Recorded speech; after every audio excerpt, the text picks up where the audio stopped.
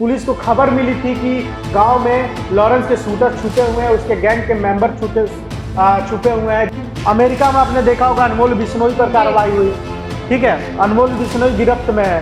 Pistol जो मिली है, जो हथियार मिले, जो कारतूस मिले हैं, चाइना से मंगाए हुए हथियार मिले हैं। एक एक करके उसके जितने भी सारे हैं वो पकड़े जा रहे हैं, तो उस पर वो कमज़ोर भी पड़ता जा रहा है। तो आपको क्या लगता है कि वो कमज़ोर होता जा रहा है कि और ताकतवर होता जा रहा है? नाइट क्लब, दो नाइट क्लब के बाहर जो ब्लास्ट हुआ है, लॉरेंस गैंग के मेंबर्स ही इसकी जिम्मेदारी ली है। गोल्डी बरार ने जिम्मेदारी ली है, जिसने इतने सिक्योरिटी होने के बावजूद बाबा सिद्दीकी जैसे बड़े दिग्गज नेता को मरवा दिया, तो वो डरेगा नहीं। उसके नाम से पूरे अंडरवर्ल्ड इस समय कांप रहा है। महाराष्ट्र से लेकर मुंबई तक, मुंबई से लेकर बॉलीवुड तक हर कोई, सलमान खान डरे हुए। अनमोल बिश्नोई के आने से कितने लोगों के काले चिट्ठे खुल सकते हैं? तो एक न एक दिन अगर भारत वो आता तो ये राज खुलेंगे, और ये राज खुलेंगे तो बड़े बड़े नेता जेल के अंदर जाएंगे। पंजाब के जालंधर से इस वक्त की बड़ी खबर सामने आ रही है। लॉरेंस गैंग और पुलिस के बीच में भारी मुठभेड़ हुआ, जिसके बाद लॉरेंस गैंग में एक हलचल सी मच गई है। वहीं कयासें लगाई जा रही हैं कि क्या पुलिस लॉरेंस गैंग के गुर्दों के एक एक करके फोड़ेगी, उसको बेदर्दी से मारेगी, या आगे क्या होगा? नमस्कार, आप देख रहे जनतंत्र टीवी का डिजिटल प्लेटफॉर्म। मैं हूं आपके साथ रुचि सिंह, और आज इसी मुद्दे पर चर्चा करेंगे। और हमारे साथ हमारे सहयोगी पारितोष हैं। तो पारितोष, सबसे पहला सवाल कि ये जो मुठभेड़ हुआ है, इसके पीछे क्या है पूरी कहानी? देखिए, जो ये मुठभेड़ हुआ है पंजाब के जालंधर में हुआ, मेरे पास इस मुठभेड़ की सारी रिपोर्ट है, मैंने ये अपने पास रखा है। पंजाब के जालंधर में लॉरेंस गैंग और पुलिस के बीच में ये मुठभेड़ हुआ है। मैं बता दूं कि पुलिस को खबर मिली थी कि गांव में लॉरेंस के शूटर छुपे हुए हैं, उसके गैंग के मेंबर छुपे हुए हैं, जिन पर आपराधिक मामले दर्ज थे। हत्या से लेकर फिरौती से लेकर तमाम क्राइम के मामले दर्ज थे। जिसके बाद से पुलिस ने कार्रवाई करते हुए उस गांव में एंट्री मारी, लेकिन मुठभेड़ हुआ, फायरिंग हुई। जो लॉरेंस गैंग के मेंबर से जो बदमाश थे दो, उन्होंने फायरिंग की। अब फायरिंग का जवाबी कार्रवाई करते हुए पुलिस ने दोनों बदमाशों को ठोक दिया, इनकाउंटर किया, पैरों में गोली मारी, और जिसके बाद से वो जमीन पर गिर गए। और पुलिस की दरियादिली देखिए कि जमीन पे गिरने के बाद उनको उठाकर वहां के हॉस्पिटल में भर्ती भी कराया, इलाज किया। लेकिन रुचि, लगातार खबरें हम देख रहे हैं, सुन रहे हैं कि लॉरेंस के जो गैंग वाले हैं, लॉरेंस के जो शूटर्स हैं, या लॉरेंस का भाई ही क्यों ना हो, हर जगह से लॉरेंस के ऊपर कार्रवाई हो रही है। अमेरिका में आपने देखा होगा अनमोल बिश्नोई पर कार्रवाई हुई, ठीक है, अनमोल बिश्नोई गिरफ्त में है। और पंजाब के जालंधर में आपने देखा किस तरीके से पंजाब की पुलिस ने ठोका, इनकाउंटर किया। हालांकि मृत्यु नहीं हुई लॉरेंस के गैंग के मेंबर्स की, लेकिन गोली पैर में लगी और वो गिर गए। तो और कुछ दिन पहले आपने देखा होगा एक और इनकाउंटर हुआ था।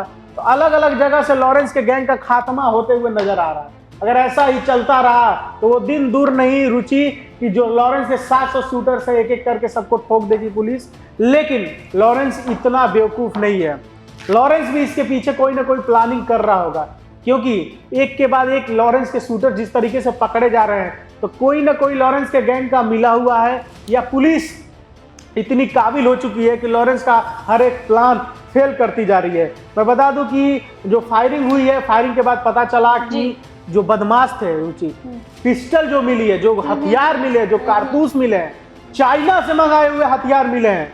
आप सोच सकती हैं, चाइना जो हमारा दुश्मन है चाइना से मंगाया हुआ कारतूस बंदूक मिला है, और जो हथियार जर्मन के भी हथियार मिले हैं, जो पिस्टल मिला है। तो कहीं ना कहीं ये विदेशी हथियार यूज कर रहे थे रुचि।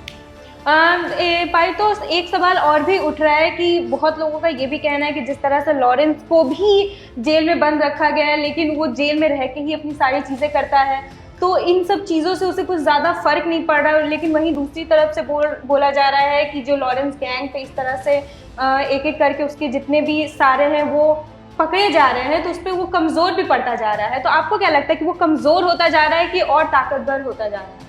देखिए, अगर गैंग का मेंबर कोई भी पकड़ा जाता है तो कमजोरी आती है, लेकिन लॉरेंस इतना भी कमजोर नहीं है।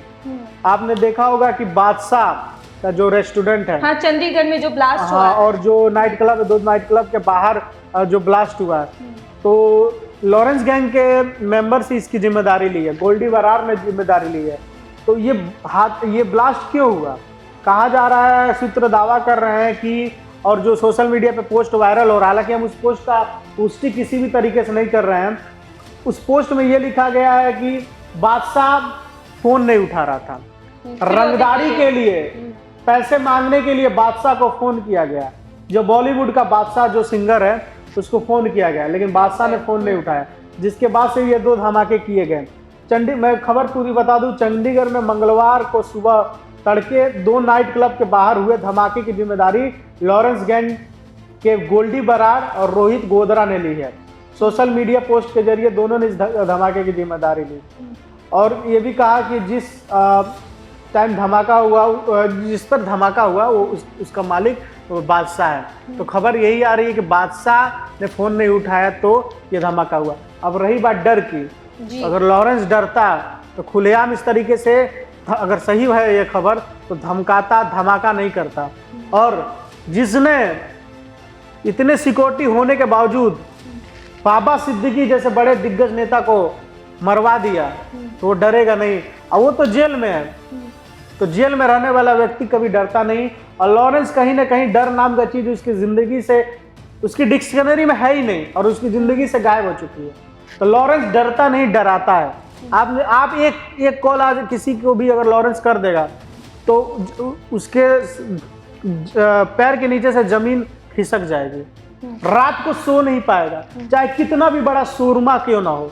लॉरेंस का ये रुतबा हो चुका है जी। एक समय में दाऊद इब्राहिम था, दाऊद इब्राहिम तो खुले में था, ठीक है, मतलब उसको आज़ादी थी जहां रहने की, जहां जाने की, जिससे मिलने की।